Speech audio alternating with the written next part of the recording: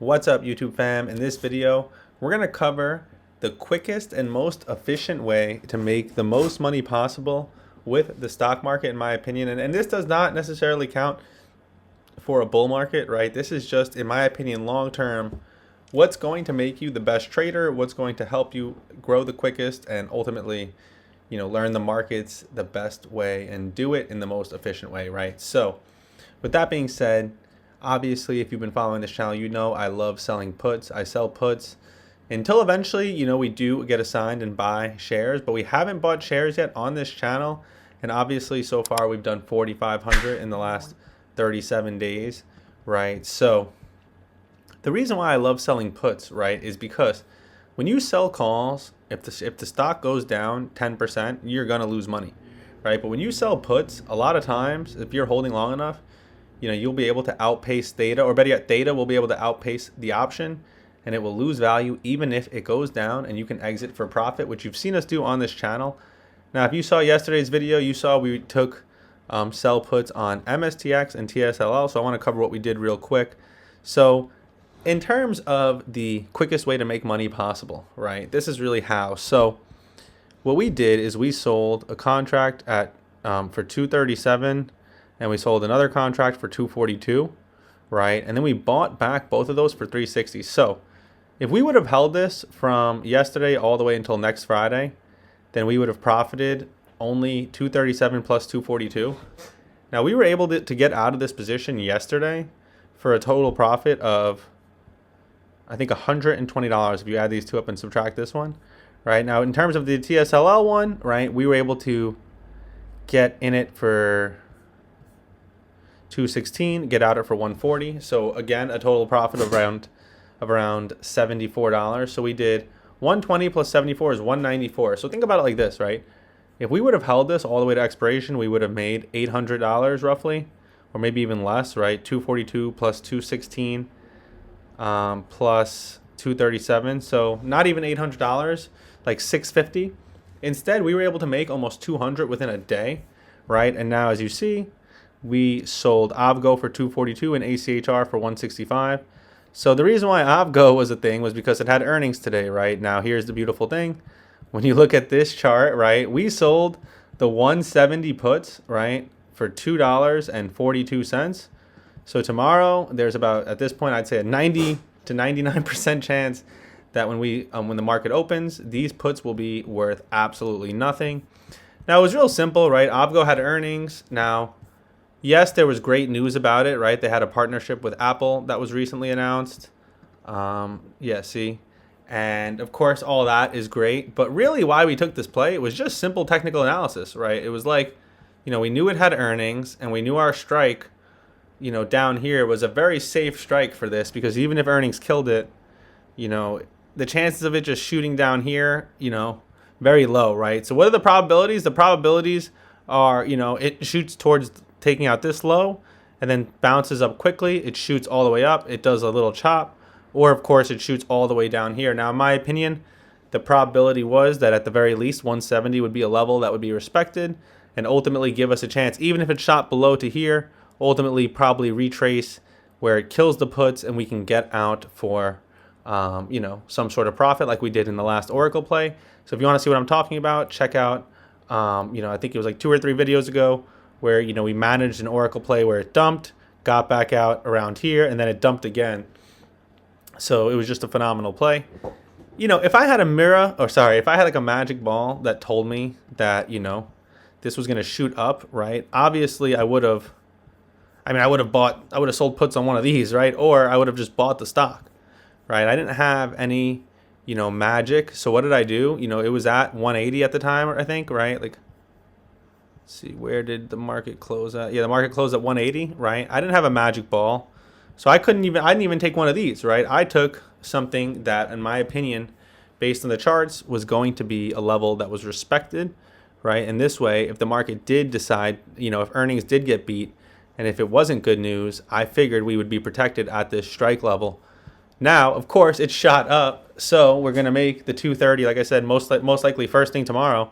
So think about it like this, guys. Instead of waiting till Friday of next week to make 600, we're going to be up already 400. Now, that doesn't even include this position on ACHR, which I also took for $165.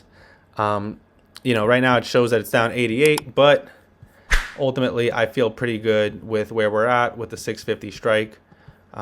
Even if it does tend to get there by Friday, which, listen, right now it is on a little bit of a, we can call it a falling wedge, right? Or like a downtrend. I still think that this level will be respected and give us the ability to, at the very least, get out for some sort of profit. I don't see it just falling right into the money.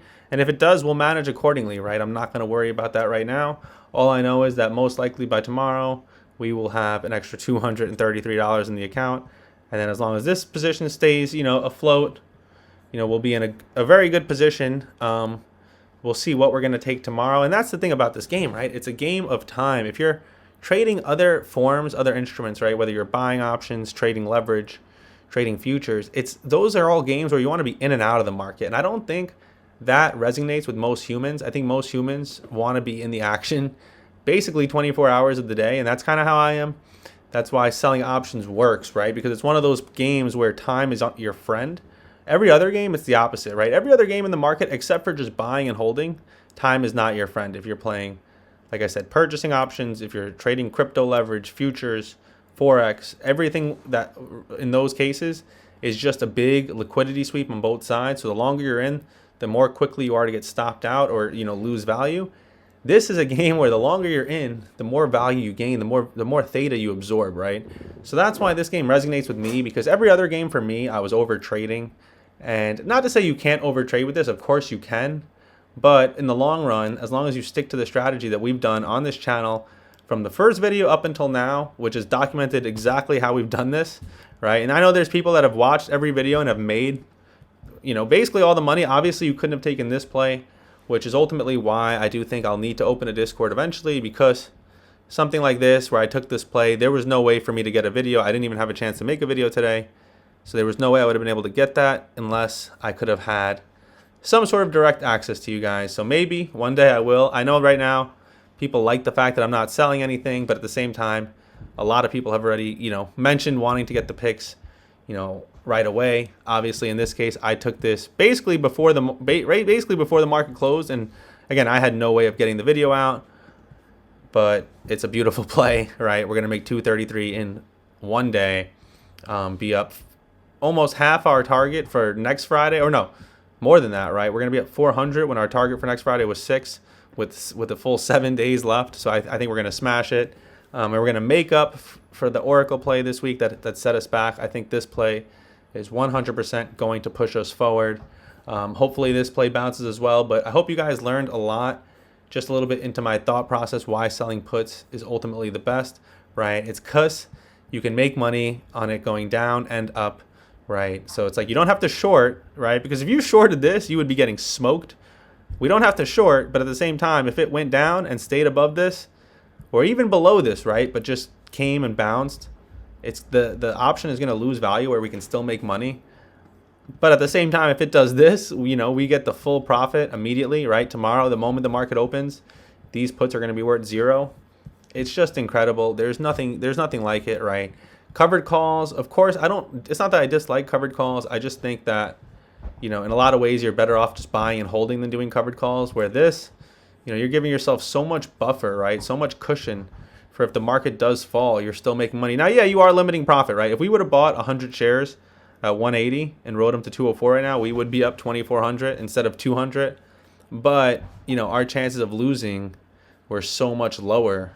And there really isn't any way we could have lost, right? Because let's just say it did dump below 170 and went to 158. We're still buying at 170 instead of 180. So, it's the long-term game, right?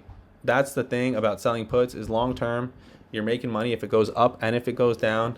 The only way you're losing is if it goes down super fast, but in that case, you're just holding the stock and getting in at a better price than you would have been in the first place.